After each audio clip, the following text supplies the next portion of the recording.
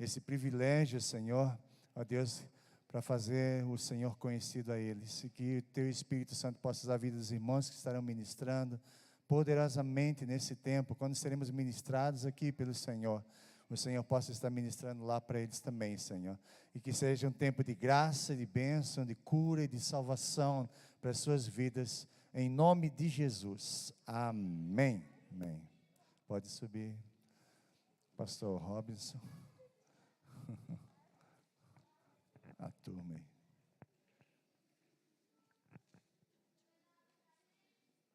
Som.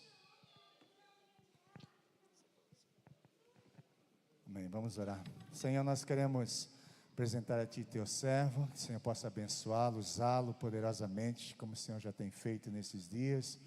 Continua, Senhor, renovando a sua força, dando graça, poder no Teu Espírito Santo, para que a Tua palavra seja empregada com poder e autoridade.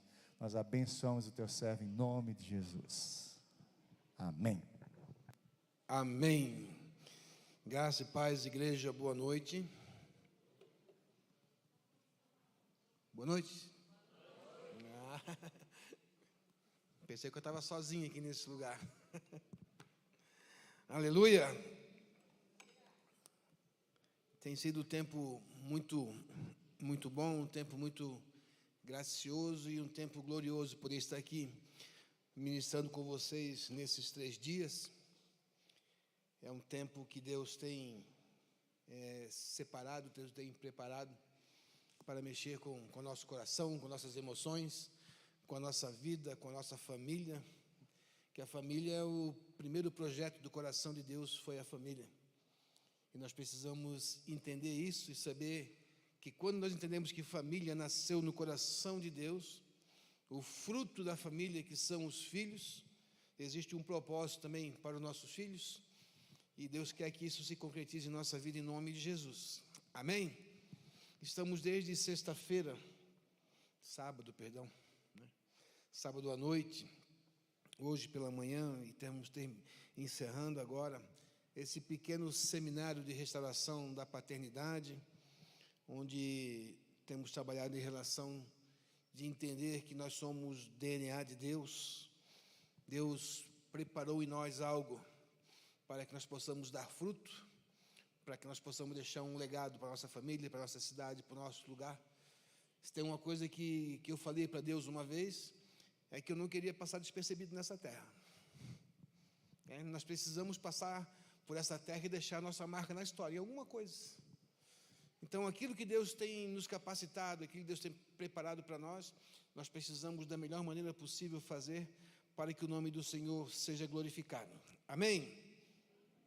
A temática desse trabalho que nós fizemos é a restauração da família, através da restauração da paternidade, do bastardo e do órfão, como diz a palavra de Deus, e alguns versículos que eu vou falar aqui, eu tenho falado nesses dias, eu creio que você vai guardar no seu coração e não vai esquecer mais, porque são versículos-chave da palavra de Deus para transformar nossas vidas. Amém? Eu vou ler alguns versículos aqui, depois talvez eu não repita mais eles, mas tem um versículo no livro de Jeremias, no capítulo 1, versículo 5, que diz assim: antes de formá-lo no ventre, eu o escolhi, e antes de você nascer, eu o separei e o designei profeta às nações. Amém? Quando nós entendemos isso, sabemos que Deus, mesmo antes de nos formar, Deus já havia preparado um propósito para nós. Existia um propósito para cada um de nós. Ninguém nasce sem propósito. Não existe nada que vem da parte de Deus que não tenha um propósito. Deus não é um Deus do acaso, Deus não é um Deus de coincidência. No reino dos céus não existe coincidência, existe providência. Então, aprove a Deus que você estivesse aqui nesse tempo, nesses 3 dias, estivesse aqui hoje, para poder transformar algo na sua vida. Amém?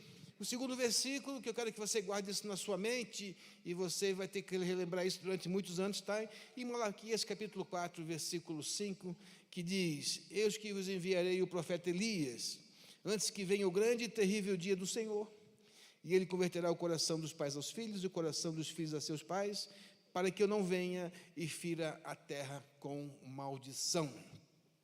E o próximo versículo está no capítulo de Efésios, no livro de Efésios, no capítulo 6, versículo 2, que diz: honra teu pai e tua mãe, que é o primeiro mandamento com promessa, para que tudo te corra bem e você tenha longos dias na face da terra. Eu nunca me canso de citar esses versos e falar sobre isso, porque isso traz vida para nós. Isso nos traz responsabilidade, isso nos traz esperança, isso nos traz algo de bom para a nossa vida. Amém? E o terceiro versículo está no livro de João, no capítulo 14, versos 18, que diz assim: não os deixarei órfãos, eu voltarei para vocês. Isso foi Jesus explicando aos seus discípulos o que deveria acontecer com ele. E ele falou: eu não vos deixarei órfãos.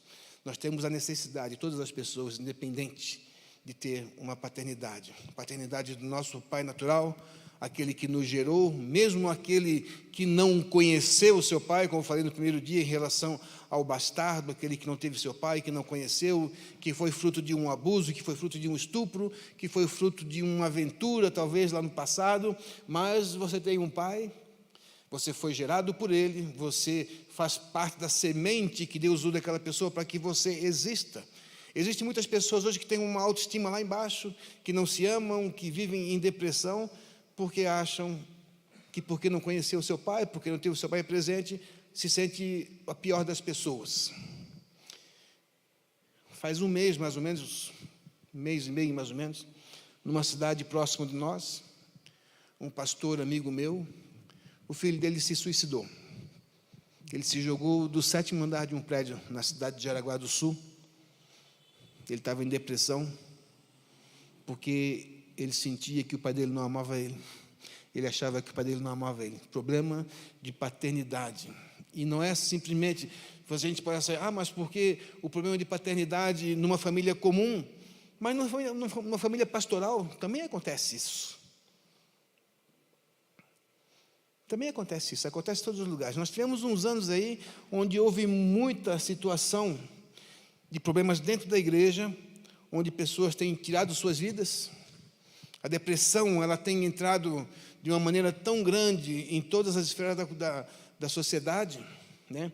Eu lembro que quando nós começamos a igreja e começamos Jesus, a depressão se curava numa sala pastoral. Hoje tem que ser no consultório psicológico, de psicologia. Deram até um CID para a doença. Sabe o que é o CID? Código Internacional de Doença. Depressão acabou virando uma doença. É incrível o que acontece. Como que o inimigo tem agido na vida das pessoas para tirar o amor próprio. Muitas vezes porque um pai não teve a sabedoria de educar um filho, ou um filho foi levado por informações terceiras a não compreender o funcionamento de uma família. Então, querido, nesses 3 dias nós estamos tratando em relação à restauração da paternidade do bastardo. Hoje de manhã falamos em relação à paternidade do órfão, aquele que o seu pai não morreu, aquele que o seu pai não saiu de casa, né? Tem esse que nós chamamos de órfão de mentalidade. Existe o órfão de condição, que é aquele que o pai morreu, ou aquele que, por um caso de uma separação, o pai foi embora de casa, abandonou a família e se torna órfão. E aquele órfão que é um órfão de mentalidade, que o pai está dentro de casa, que o pai não foi embora, mas o pai não fornece aquilo que nós já falamos tanto, e você nunca vai esquecer das 3 funções básicas de um pai, que é fornecer o quê? Provisão, proteção e destino. Então, muitas vezes o pai está dentro de casa e ele não consegue fornecer aquilo, o mínimo básico necessário para que uma família ela tenha uma vida normal, que ela possa ter uma vida funcional. Amém? Então, nessa noite, nós vamos estar falando de um outro assunto, porque, como eu tenho falado sempre, se eu não consigo consertar o horizontal, eu não vou conseguir uma conexão com o vertical. O que é isso? Se eu não amo ao meu próximo que eu vejo, eu não consigo amar a Deus que eu não vejo. Nunca esqueça disso. Se eu não conseguir amar o meu próximo que eu vejo, eu não vou conseguir amar a Deus que eu não vejo. Aí eu canto música de adoração, eu falo te adorarei, não importa a circunstância, mas você diz que adora a Deus e não ama o seu irmão, a sua oração não passa dali para cima.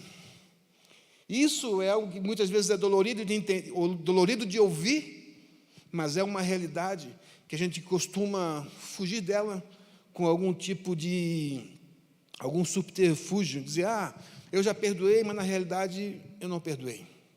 E isso é tão importante, isso é tão profundo, e nós precisamos entender que Deus criou a igreja, como eu falo sempre. Deus criou a igreja. Quando eu falo igreja, irmãos, eu não falo desse templo majestoso, lindo, maravilhoso. Isso aqui, quando está vazio, não é igreja.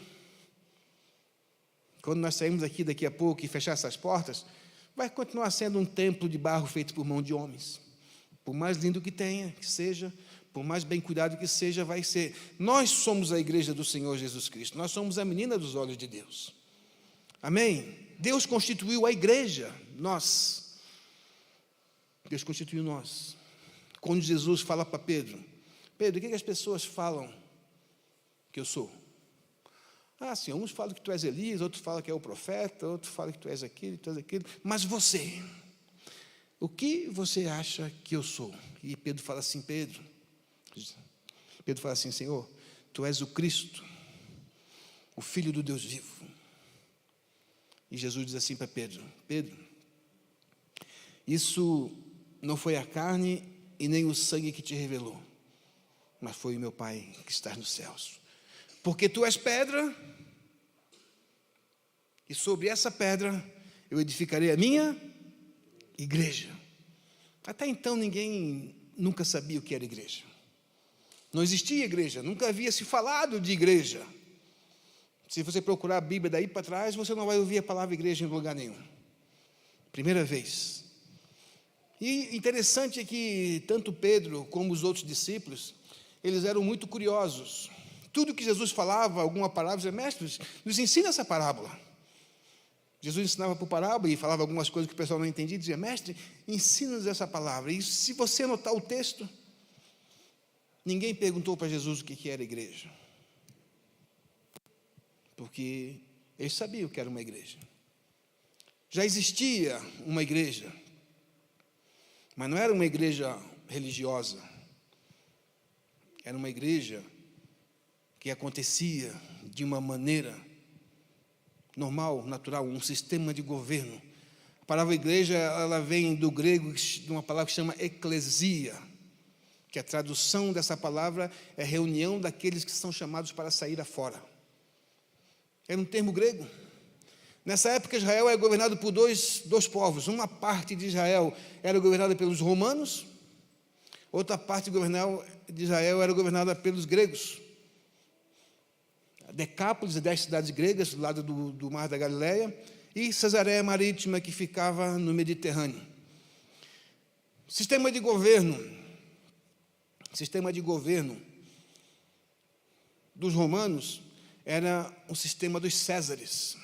Os Césares governavam. Sistema de governo dos gregos era um sistema de eclesia. Os imperadores, quando eles queriam fazer alguma coisa com a sociedade, eles pegavam, faziam um manifesto, entregavam para um porta-voz, ele saía pela cidade, nas comunidades de base, e chamava os líderes das cidades para se reunirem fora da cidade, num anfiteatro, e ali era lido qual que era a proposta do imperador para aquela parte do império. Então, ali se discutia, então se formava uma reunião daqueles líderes que foram chamados para sair fora da cidade, num determinado lugar, para tratar de atitudes de governo. Então, lá se discutia em relação ao governo. Jesus provavelmente participou de alguma reunião dessa eclesia grega, e quando Jesus fala, Pedro, sobre essa pedra, que era ele mesmo, ele diz assim, eu vou edificar o meu sistema de governo do reino. Amém? A igreja, nós somos o sistema de governo do reino dos céus. Jesus capacita algumas pessoas dentro da igreja, dentro do sistema de governo do reino dos céus, para encaminhar cada um ao seu destino. O pai natural Ele tem a função de dar provisão, proteção e destino. Então, nós tratamos da restauração da paternidade com o nosso pai natural, aquele pai que nos gerou. Tratamos com o nosso pai celestial, que foi aquele que nos criou. Tem uma diferença, aquele que cria e aquele que gera. Quem cria é Deus, quem gera é o homem. Amém? Hoje nós vamos falar a respeito do pai espiritual, e eu quero falar isso para você diante de uma palavra que a Bíblia não nos fala de homens que foram pais perfeitos, mas tem um personagem bíblico que ele se destaca por ter sido um ótimo pai. Como ser humano, ele teve muitos defeitos, mas ele mudou a vida do seu filho. Amém? E estudando a vida desse homem, nós vimos 3 passos de um pai que mudou a vida do seu filho. Nós estamos falando de Abraão, nosso pai na fé. Você pode ficar de pé um minuto, vamos orar?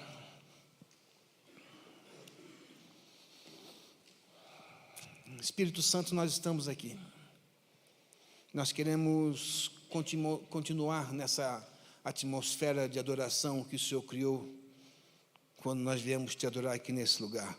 Hoje é dia de celebração, hoje é dia de culto de ceia, hoje é dia de novidade de vida, é dia de restauração. E nós queremos clamar a Ti que o Senhor continue passeando em nosso meio, continue entrando no coração de cada um dos Teus filhos, continue abrindo nossos olhos espirituais para que nós possamos ver quão bom e agradável é a Tua vontade para conosco. Que o Senhor possa abrir o nosso entendimento e nós possamos entender qual é a boa, agradável e perfeita vontade Tua para a nossa vida nessa noite, em nome de Jesus. Amém? Você pode se sentar.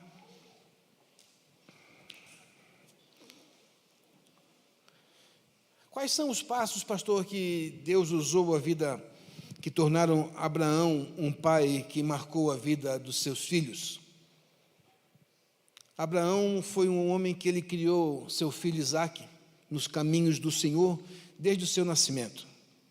Em Gênesis capítulo 21, versículo 4, nós lemos que aos 8 dias de idade, Abraão já pega o seu filho, ele desmama e ele já leva para circuncidar. E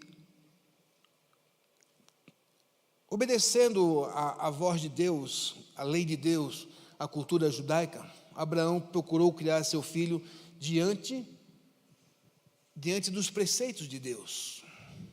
A função de um pai hoje, de um pai cristão, de um pai que teme a Deus, de um pai que tem recebido a palavra, de um pai que se preocupa com seu filho, de um pai que se preocupa com a sua família, é criar os seus filhos no caminho que deve andar. O que é que fala a palavra? Ensina o menino no caminho que ele deve andar, e quando ele crescer, ele nunca vai se desviar dele. Amém? Então, nós como pais, você que é pai aqui, você que é mãe, nós devemos nos preocupar com todos os caminhos, de direcionar nossos filhos no caminho do Senhor. Igreja, estudo da palavra, ensino de oração, escola bíblica, discipulado, grupos pequenos, célula, cada denominação tem o seu sistema de funcionamento. Não deixe seu filho em casa.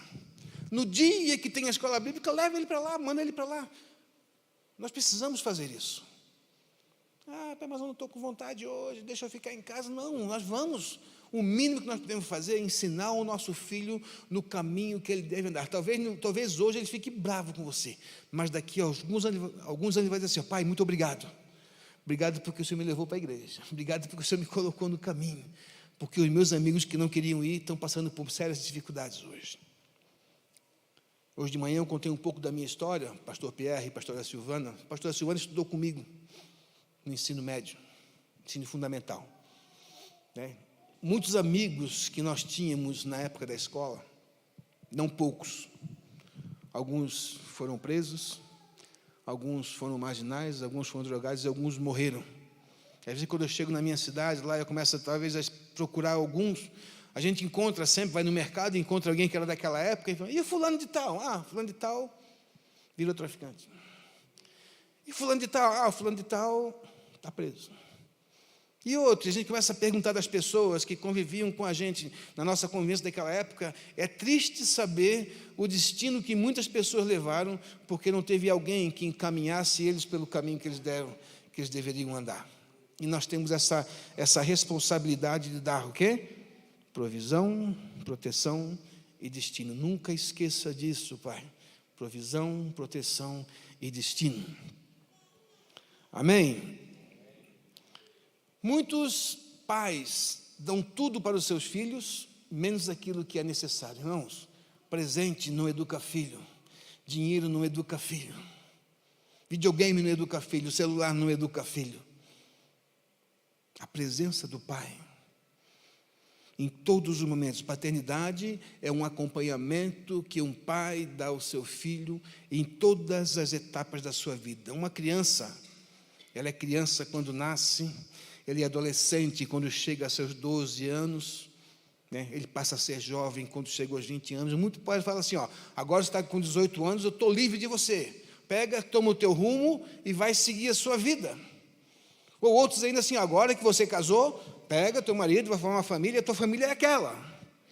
Pai vai ser pai sempre. Pai tem que ser pai sempre. Pai é para toda a vida. Deus é Pai e Ele vai ficar comigo durante toda a minha vida, até eu morrer. O Pai Celestial vai estar comigo. E nós que somos pais, nós precisamos entender isso, que nós vamos ser pais para toda a vida. O nosso mandado paternal não vai se acabar quando nossos filhos fizerem 18 anos, não vai se acabar quando eles nascerem, não vai se acabar quando eles tiverem netos, muito pelo contrário, quando tem netos a gente acaba sendo empregado dos filhos. Não é verdade? Os filhos, quando querem sair, levam os netos para a casa do pai, né? Para a casa do avô. E o avô é responsável por acabar com a educação que o pai dá, porque o pai e a mãe não dão Coca-Cola, não dá doce, o avô empurra tudo para a criança. Eu sempre falo que o avô só serve para estragar o filho dos outros. Aquilo que ele não fazia pelo seu filho, ele faz pelo neto. Porque muitas vezes ele não soube fazer aquilo que era pelo seu filho e ele quer se regenerar no seu neto. Essa é uma grande coisa que eu aprendi, pastor Pierre. Os avós querem se recuperar do erro com seus filhos nos seus netos. Entende? Então nós precisamos cuidar hoje dos nossos filhos da maneira como tem que ser, da maneira exata, da maneira correta, para que quando eles cheguem na idade do seu entendimento e de tomar suas decisões, eles tomem decisões certas, porque muitas decisões dos nossos filhos vai depender daquilo que eles se espelharam em nós, na minha vida e na sua vida. Amém? Então, muitos pais dão tudo a seus filhos, mesmo a si mesmo, não se doam. Nós precisamos ser uns pais. Eu costumo falar isso, está na apostila minha, que nós precisamos ser pais Windows, né? Eu sou da época do computador 386. Lembra do 386?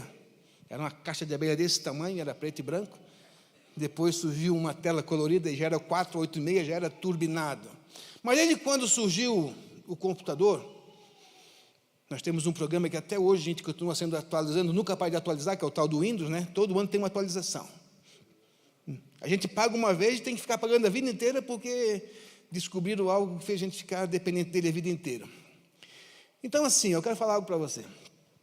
Quando a gente tinha o nosso computador 486, Intel Celeron, era a coisa mais querida do mundo. Já existia um pacote dentro do Windows que chamava pacote Office. E dentro do pacote Office tinha um programa que chamava Word, que era um editor de texto, né? E ali é onde a gente escreve os nossos textos. Normal. E isso até hoje. Hoje já é o Office 365, já é o Windows 10, 11 que está funcionando. Mas o programa continua sendo o mesmo, com algumas atualizações. O programa de editar texto é o mesmo, é o que eu edito a minha mensagem no meu computador. Porém, os arquivos que eu escrevia no ano de 1991, que nós fizemos nosso primeiro computador, que ano que foi? 98. 98 tive meu primeiro computador. Dei para o meu filho, ele brincava. Então, os arquivos que eu escrevia no programa do Word ou no Excel no ano de 1998, se eu colocar nesse computador novo que está aqui, ele vai ler da mesma maneira, mas se eu editar um texto nesse computador e eu colocar naquele Windows 386, ele não vai ler. O programa é o mesmo, os recursos são o mesmo, mas a atualização é outra. Então eu não consigo falar com meu filho hoje numa linguagem que eu falava em 1998. Muitos pais querem educar seu filho numa linguagem de como ele era jovem e adolescente. A linguagem do jovem e adolescente hoje é outra. Nós precisamos crescer juntamente com nossos filhos. E quando fala que a paternidade é um processo, um acompanhamento que o pai dá ao seu filho em todas as etapas da sua vida, nós temos um filho que hoje ele é criança, daqui a pouco ele é pré-adolescente, é onde crescem os braços e a perna mais do que o corpo, né? Onde a voz fica uma taquara rachada. Eu lembro quando o Pietro passou por esse processo, da voz dele. O Pietro acaba sendo meu bode expiatório aqui. Mas aí a voz, fica aquela voz rachada, toda torcida, né? O braço fica maior do que o corpo, parece que bate lá no joelho. E a mentalidade deles muda. Ninguém consegue entender a mentalidade de um adolescente. Ele começa a ver coisas que a gente não consegue ver naturalmente. Se nós formos pais naturais, seguindo um processo natural, a gente não consegue entender esse processo, pastor Pierre. Então, assim, nós precisamos crescer junto com nossos filhos. O pai precisa crescer junto com o seu filho, ele precisa entender os processos, os ciclos que acontecem. O pai precisa entender que uma menina, quando chega com 10, 11, 12 anos, ela começa a passar por um ciclo menstrual, e como é que ele vai falar sobre isso com ela? Que vergonha! Tem muita menina que vai aprender isso na escola. Vai aprender com as amiguinhas. Quando vai falar sobre sexualidade, não tem intimidade de conversar com o filho sobre aquilo, o filho vai aprender com os amigos da escola. Tudo errado. O pai precisa crescer junto com o filho. O pai precisa edificar o filho para aquilo que ele prepara ele para o futuro. Um salto para o futuro. Isso depende do pai. E muitos pais se excluem disso. Principalmente quando chega nessa parte hormonal de mulher, ele fala, não, isso é contigo, mãe, vai lá e se vira com ela. Não é assim, pastor Pierre? Você fez isso também? Fez, né? A gente faz isso. A gente faz essas coisas, a gente se exclui, a gente joga a nossa responsabilidade para outra pessoa. E nossos filhos aprendem com a mentalidade de outra pessoa. Aí depois, lá na frente, a gente quer que ele entenda a nossa mente, se nós não entendemos a mente dele naquele momento. Então o pai, ele tem essa responsabilidade de estar crescendo juntamente com o filho em todos os processos. Eu vou citar o Toninho agora. O Toninho está aí? Toninho está com uma filha que é uma menina e já tem um neto. Você vai ter que crescer junto com os três, querido. É verdade. É verdade. Vai ter que crescer junto. Assim como a menina vai ter que agora crescer junto com a filha, eu falei hoje de manhã assim, daqui a um tempo, daqui a uns 15 anos, eles vão pensar que as duas são irmãs. Verdade? Vão pensar que elas são irmãs. 15 anos de diferença é de um irmão para o outro. Então os três vão precisar crescer, vão precisar distinguir esse momento, para depois lá na frente não se arrepender de tomar uma decisão errada em determinado tempo. E o pai, ele precisa amadurecer e ele precisa crescer junto, porque lá na frente ele vai ter que dar um destino. Amém? Então, nos momentos mais importantes na vida de um filho, o pai tem que estar presente. Na decisão de qual faculdade que ele vai fazer, na decisão da mulher que ele vai arrumar para casar. Amém? Gênesis capítulo 24, versículo 2, bota aqui, por favor. A segunda coisa que Abraão fez, ele participou da decisão mais importante do seu filho. E disse Abraão ao seu servo mais velho da casa, que tinha o governo sobre tudo e o que possuía: põe agora a tua mão debaixo da minha coxa. Não é isso aqui. Isso. Versículo 4 agora. Mas que irás à minha terra e à minha parentela, e dali tomarás a mulher para meu filho Isaque. Ele não somente se preocupou em desmamar Isaque, fazer tudo aquilo que a lei mandava que fizesse, circuncidou, criou Isaque a sua vida toda, e quando chegou na hora de escolher uma esposa para Isaque, ele se preocupou em escolher uma mulher que fosse da sua linhagem, que fosse diante do padrão que a sua religião pedia, que ele não queria que fugisse fora da linhagem, que não fosse uma mulher que não tivesse a mesma fé que o filho dele. A gente costuma falar, sabe o quê? Sob julgo desigual. Uma pessoa que casa com uma pessoa que não tem o mesmo entendimento espiritual seu. Na hora da paixão, né, a gente fala que o amor é cego. Mas nós não somos cegos. O amor pode ser cego, mas nós não podemos ser cegos. Pamela, quando você for arrumar um namorado, arruma um namorado cristão. Por quê? Porque o fruto desse relacionamento pode ter um destino muito ruim lá na frente. Isaac foi uma pessoa que ele foi protegido pelo seu pai até o momento dele casamento. Abraão se preocupou com a futura vida familiar de Isaac e ele cuidou que nessas áreas da sua vida ele fosse muito bem assistido. Então, assim, um casal é feliz quando eles cantam a mesma música. Uma família é feliz quando tem o mesmo pensamento. Uma família é feliz quando partilha da mesma fé, do mesmo objetivo, do mesmo cuidado. Amém? Então, sendo assim, Abraão marcou a vida do seu filho. Mas havia um último passo. E esse passo foi quando Abraão marcou definitivamente a vida do seu filho.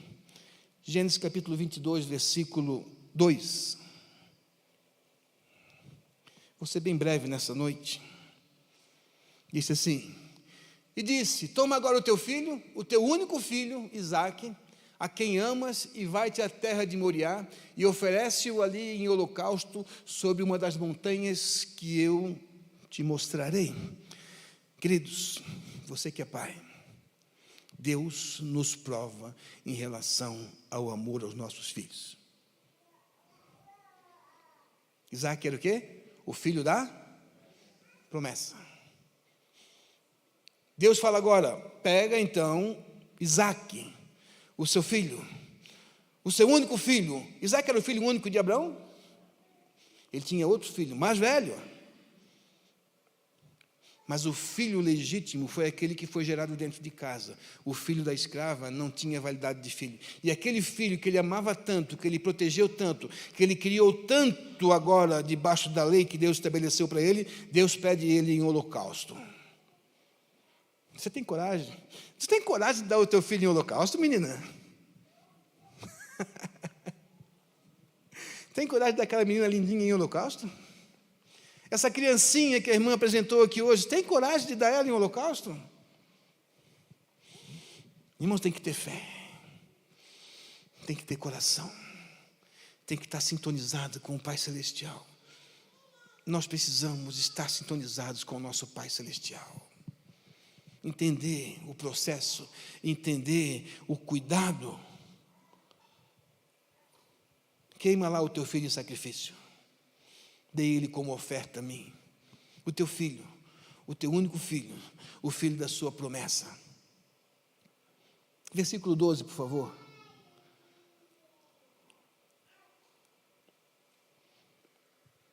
E a história continua dizendo que Abraão pegou seu filho, seus escravos, separou a lenha, e ele seguiu ao monte. Eu não vou ler, irmãos, tudo porque eu não tenho tempo dessa noite. E quando ele chega lá, fala para os seus servos, vocês ficam aqui embaixo, que eu e o menino vamos subir e adorar, e depois retornaremos. Um pai que ama o seu filho, um pai que entende o propósito de Deus, ele não duvida da palavra do seu Senhor. Ele sabia que ele deveria subir para sacrificar o seu filho, cortar as suas entranhas e queimar ela no Senhor. Mas ele sabia o que Deus tinha preparado para ele. E quando ele coloca aquele menino em cima daquela pedra, o menino fala assim: pai, a lenha está aí, o altar está ali, mas cadê o cordeiro para o sacrifício? E o que Abraão fala para ele?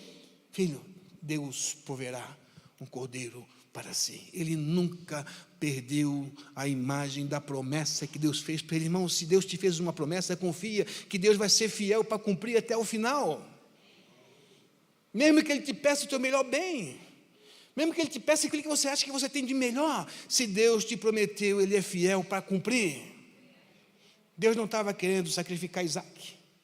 Deus queria provar o coração do pai. Pastor Pierre, Deus prova o nosso coração. Deus queria. Então, na hora que Ele põe o menino em cima daquele altar, e Ele coloca lá embaixo, e Ele prepara o cutelo, aí aparece o anjo do Senhor a ele. E o anjo do Senhor disse: não machuque o menino, não lhe faça nenhum mal. Agora sei que você teme a Deus, pois não me negou o seu filho, o seu único filho. Muitas vezes nós vamos ser provados. E só é aprovado quem passa pela prova. Quem não passa pela prova, pastor Pierre, não é aprovado. Muitas pessoas lutam, guerreiam, pelejam, e elas dizem: eu vou contigo até o final. Eu passei por uma situação há 3 semanas atrás, há 2 semanas atrás, de uma pessoa que falou assim: pastor, eu estou contigo. Isso ele me falou, sabe quanto tempo? Há 16 anos atrás. Ele falou assim: pode acontecer o que for, nem que fique só eu e o senhor dentro da igreja, nem que tenha aqui nós hoje para colocar a chave na porta e fechar a igreja, eu não vou te abandonar. Semana passada ele me abandonou. Deu vontade de trazer a lembrança dele aquilo, mas Deus me fez ficar quieto. Ele falou assim: ó, cala, porque é o próprio Senhor que vai trazer essa lembrança. Ele vai trazer o remorso lá na frente. Se Deus falou contigo, seja fiel até o final, porque Deus, Ele vai ser fiel. Na hora de fazer o sacrifício, Ele vai prover o cordeiro e o teu filho vai ficar livre em nome de Jesus. Aleluia.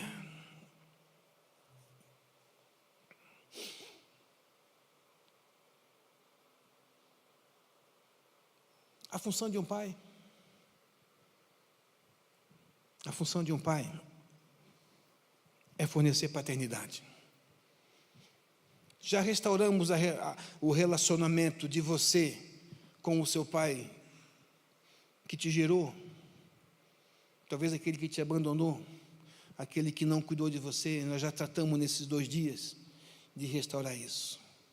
Restaurando a comunhão com o nosso pai que nos gerou, nós abrimos o caminho do vertical para o nosso pai que nos criou, aquele que pegou e colocou o sopro de vida em você, aquele que tirou você do pó da terra, aquele que fala que antes que você existisse, eu já havia te preparado para ser profeta às nações. Amém? Nós temos necessidade de ter um pai em todas as etapas da nossa vida. Amém? Nós precisamos ter um pai para nos gerar, que é o nosso pai que nos criou, que colocou a semente na nossa mãe. Precisamos primeiramente ter um pai celestial que nos criou, primeiramente na sua mente. Mas nós precisamos ter um pai espiritual também. O que é o pai espiritual? O pai espiritual é aquele que te dá proteção, provisão, é aquele que te dá o alimento diário de cada dia da palavra de Deus, é aquele que te ensina no caminho que você deve andar, é aquele que vai te explanar a palavra de Deus, é aquele que vai te discipular, amém? É aquele que vai te proteger dos gaviões que estão aí fora, das falsas doutrinas, dos falsos profetas que vêm para querer roubar a sua vida, muitas vezes com uma ilusão espiritual sobre você. Muitas vezes querem jogar uma palavra profética sobre a sua vida diante daquilo que a pessoa nem conhece, sabe quem você é.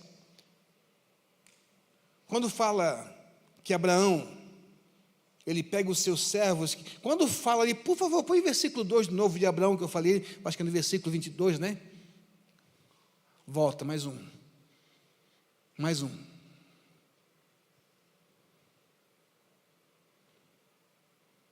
Não, deixa eu pegar aqui, melhor pegar aqui no texto. Perdão. Gênesis 24, versículo 2.